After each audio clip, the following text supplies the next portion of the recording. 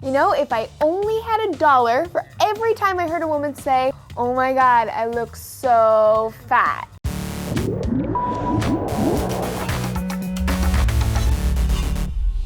Hey guys, I'm Laci Green and this is DNews. 93% of women admit to engaging in fat talk. My thighs are so big, I wish I were taller, I wish my hips weren't so wide.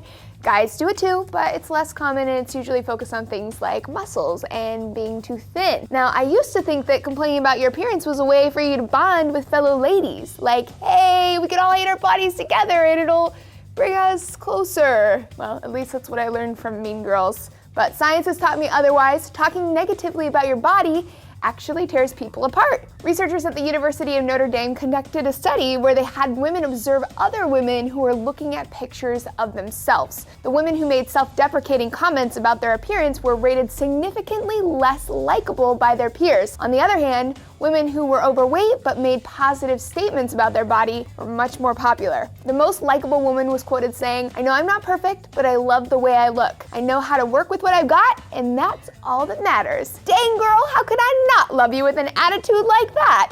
The study suggests, as many others have in lots of different forms, that confidence and self-love do you well in the end. So should we just cut the fat talk then? I'm not so sure about that. When you look at why people say stuff like this, often it comes from the fact that they really do hate their bodies. Comments like, "Ew, I'm so gross," come from the belief that being thin is a requirement for being worthy of love and worthy of respect, as if being a valuable person requires you to look a certain way. But this is something that we learn from our social environment, and so telling people to shut up about it without allowing them to unlearn those attitudes and to openly express how they feel might be kind of rude. On the other hand, fat talk can really be hurtful to other people. Pretty much every woman I know who engages in fat talk is thinner than me. And it's like, do you realize that you're forcibly including me in your negative evaluation of your body? Researchers at Northwestern also found that this fat talk is contagious. If we hang out with other people who do it, we'll start doing it too. It's like a viral infection transmitted through words and attitudes. And since fat talk encourages negative body image, which sets the stage for things like low self-esteem and eating disorders, maybe we shouldn't spread that virus around.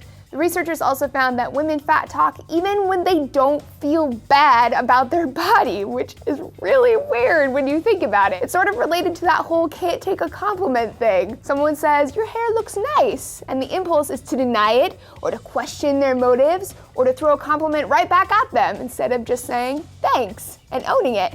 This happens even when people really agree with their compliment. Maybe you really are rocking a sweet do, but you can't admit it. And why not? Assuming you're not being a cocky jerk about it, why shouldn't we be allowed to openly feel good about ourselves? All right, friends, so what are your thoughts about fat talk? Let me know down below, and don't forget to subscribe so you can catch the next science update here on DNews. I'll see you next time.